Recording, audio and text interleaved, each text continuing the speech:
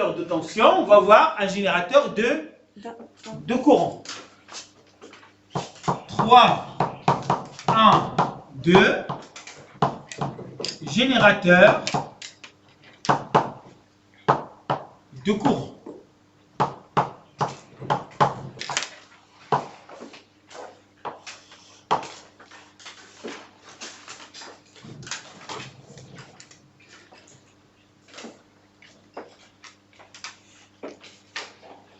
Donc, si contrairement à un générateur de tension, le générateur de courant est caractérisé quoi?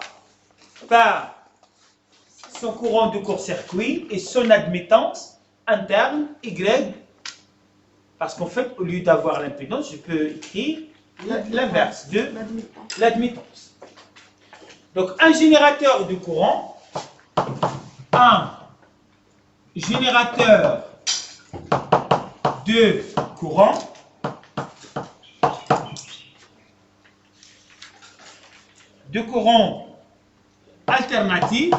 alternatif, ou bien un générateur en courant alternatif est caractérisé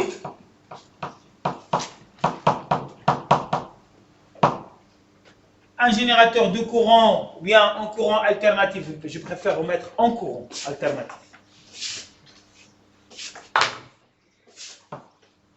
En courant alternatif sinusoïdal est caractérisé par son courant de court-circuit, par son courant de court-circuit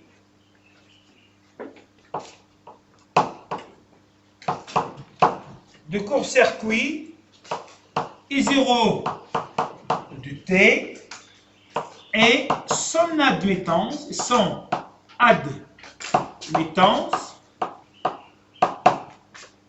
petit y en parallèle. Je fais un schéma. Soit en notation complexe, soit en notation complexe,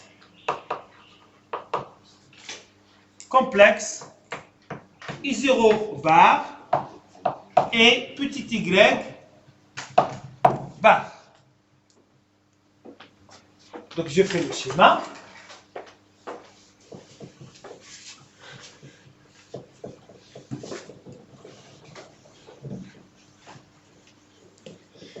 Juste une remarque, c'est que qu'est-ce que je peux tirer ici, ce que vous avez déjà vu en électrostatique, en électrocinétique. Là, on peut parler d'un diviseur, par exemple, si je branche carrément une autre admittance, une autre impédance. Je peux parler d'un diviseur de tension.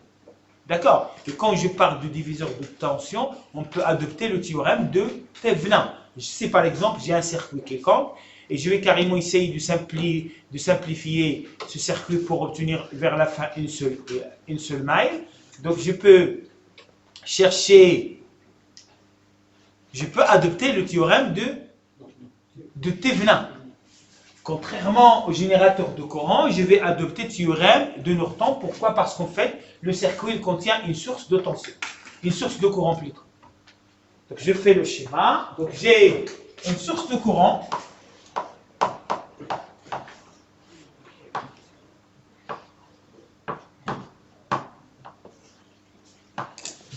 Petit y bas, et là, le courant I.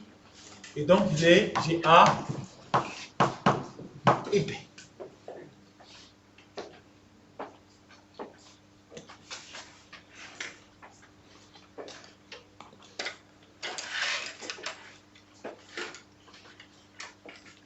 Maintenant, c'est de trouver l'expression du courant I, ici.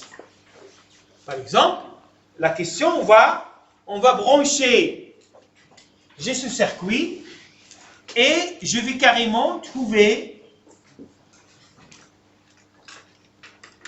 le courant qui traverse une impédance, grande Z, bien une grande impédance complexe, Z, dans laquelle je vais calculer le courant qui traverse la branche AB en fonction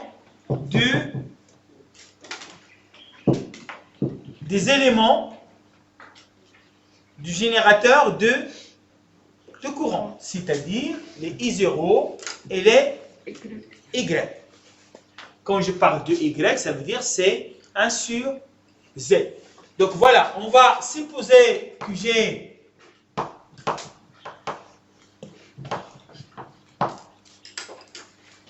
grand Z. Je garde le schéma et je fais un autre schéma. Comme ça, pour ne pas faire une confusion avec ce que vous avez fait. D'accord? Donc, si en branche, si en branche, entre les bornes A et B du générateur,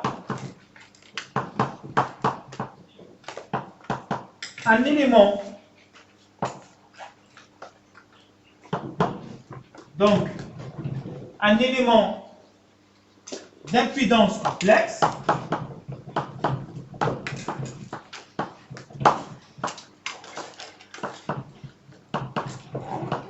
grand Z, le courant est donné par la formule suivante. Donc d'abord, avant de donner la formule, je vais faire le schéma. Ça veut dire, à ce circuit, je vais ajouter carrément une grande impédance Z. Et je calcule le courant qui traverse cette impédance. J'ai une source de courant, donc là, petit Z, hein, petit Z de l'inverse de petit Y. Pareil. Hein. Et donc là, j'ai grand Z. Et donc là, j'ai A et B, et je cherche le courant I qui traverse Z.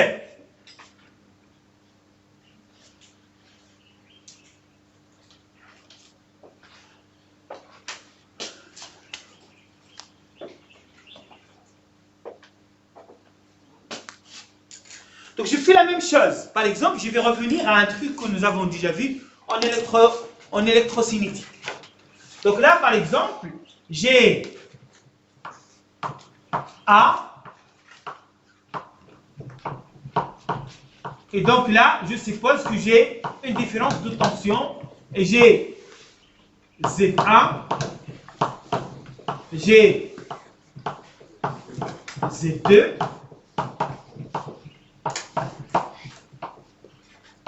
J'ai B.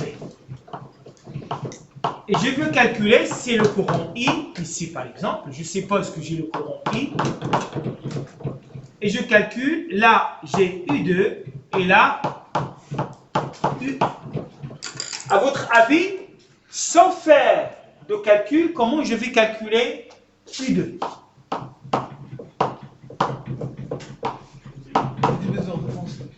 C'est un diviseur de tension. Comment je vais calculer ici?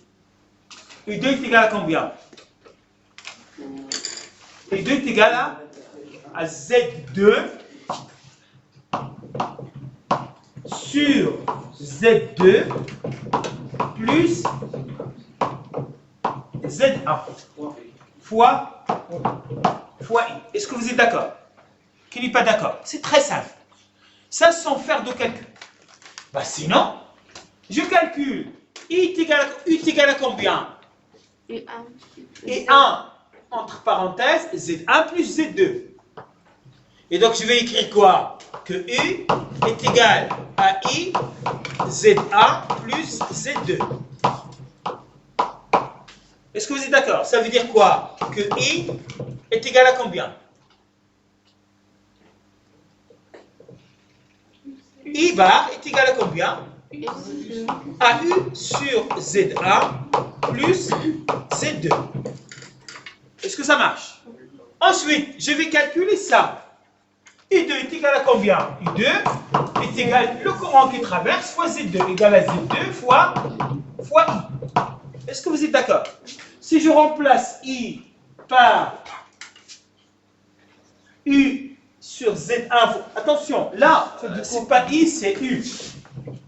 Fois U. Pourquoi? Parce qu'en fait, sans dimension ici, et le volt égale à le volt. C'est diviseur de tension d'excès. Oui, c'est diviseur de tension. D'accord. Et donc là, je remplace I par sa valeur, et donc je vais avoir égal à Z2 sur Z1 plus Z2 fois I. Est-ce que vous êtes d'accord? Est-ce que vous avez compris? Qui n'a pas compris?